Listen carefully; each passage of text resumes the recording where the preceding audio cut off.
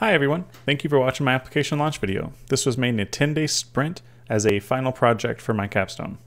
My name is Brycen Harmon. I am a father, a husband, and a veteran.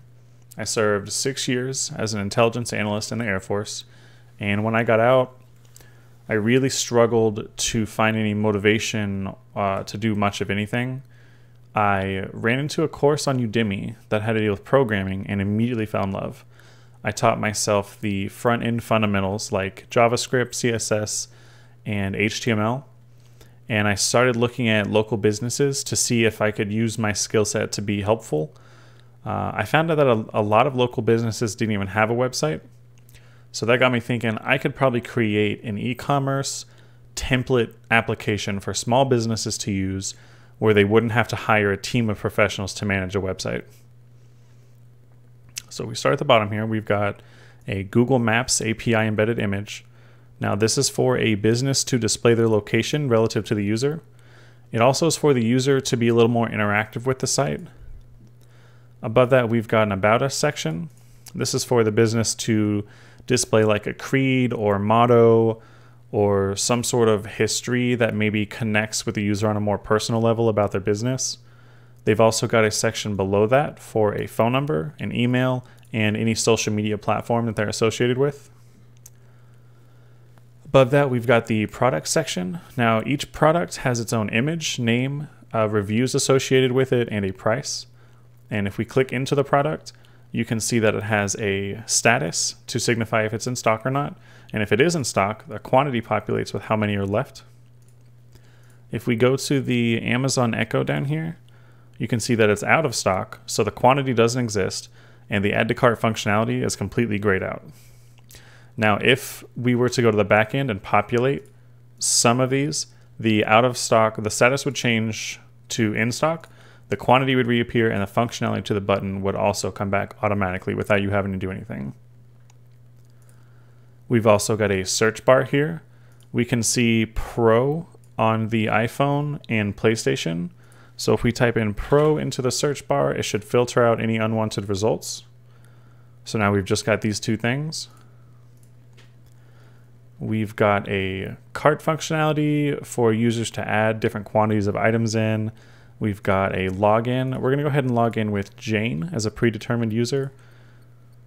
And as Jane, you can edit your information here. So you can say Jane Doe. And you can see that it updates here. And then if you don't already have an account, you'll go through the register process. And the register process comes with built-in error handling in the form of the need to confirm your password. You also have to match the password. And you can't create a user that already exists.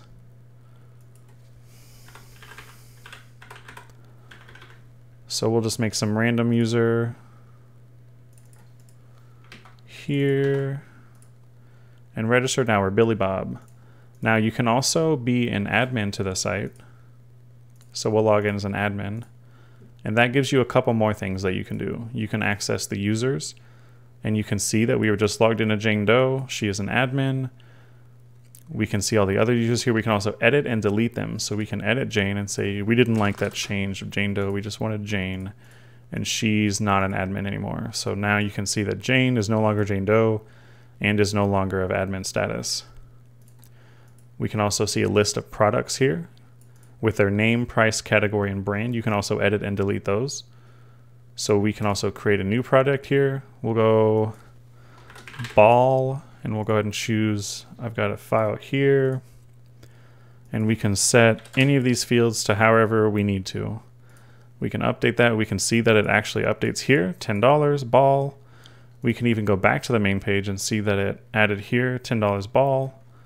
And we can also delete it if we're not selling that anymore, and it will update here as well. Some pitfalls that I ran into with the site were mostly backend focused. I come from a front-end environment, so the backend was a pretty big struggle to learn how information can be passed from the backend to the front end using Axios calls. Was was pretty frustrating, but it was also a really like enjoyable problem to solve. And when you click in here and you see all that backend data flood into the front end, it was an amazing feeling to know that I had finally achieved that. Another pitfall was probably using Redux. Redux, there was a lot of monotony on how exactly the syntax works for Redux, but now I have that as a skill and I can use that for future products.